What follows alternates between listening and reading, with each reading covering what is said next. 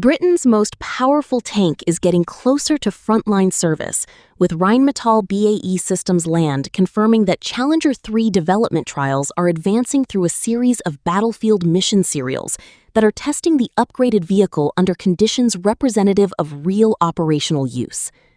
The tests, confirmed by RBSL, cover cross-country mobility, road running, gunnery equipment operation, and full crew drills, generating engineering data that feeds directly back into the development program ahead of the formal trial phases still to come. The Challenger 3 is not a new vehicle in the conventional sense.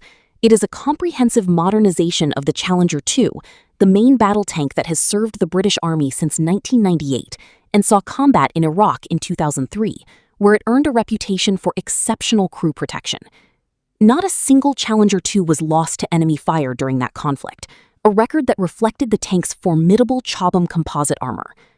What the Challenger 3 program addresses is the platform's firepower and digital integration, areas where the Challenger 2 had fallen increasingly behind comparable tanks operated by NATO allies and potential adversaries alike.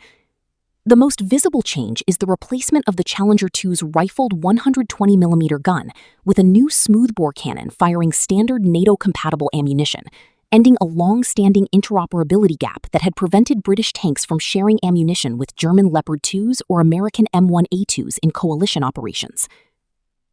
RBSL, the joint venture between Rheinmetall and BAE Systems created specifically to deliver the Challenger 3 program, has been working through a development sequence designed to validate every aspect of the upgraded platform before the British Army begins formal acceptance trials.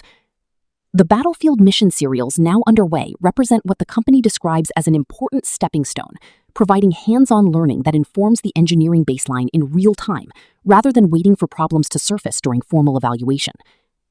Nick, RBSL's program lead for verification, described the value of the current phase in terms that reflect how experienced defense engineers approach complex vehicle development. The current activity is generating exactly the kind of learning we want at this stage of the program. Every serial helps build understanding, improve processes, and strengthen confidence as we prepare for future formal trials, Nick said. The emphasis on learning and process refinement rather than pass-fail testing is deliberate. Formal trials operate under strict protocols, where results feed directly into contractual decisions, which means surprises during that phase are costly and time-consuming to resolve. The battlefield mission serials happening now give the engineering team the opportunity to identify and address issues in a lower-stakes environment, improving instrumentation, validating trial methodologies, and building the procedural confidence that formal phases require. Crew drills tested during this phase ensure that the soldiers who will eventually operate the Challenger 3 in service have procedures that reflect how the vehicle actually behaves, rather than how it was expected to behave on a drawing board.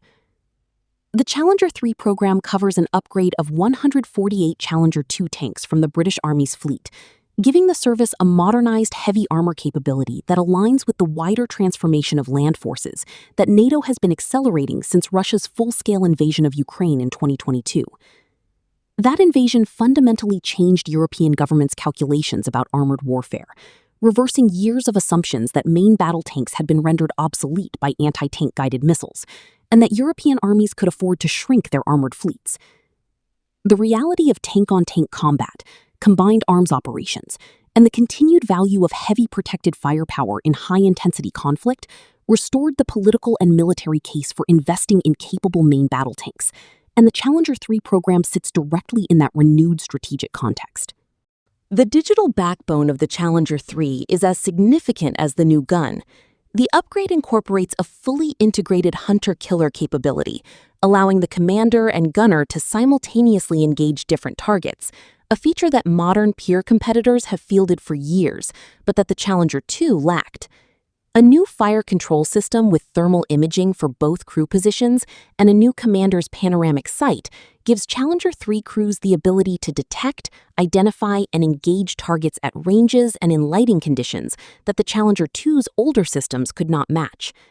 Connecting those capabilities to the British Army's wider digital command architecture allows the tank to share targeting information and receive data from other platforms in ways that were simply not possible on the legacy system.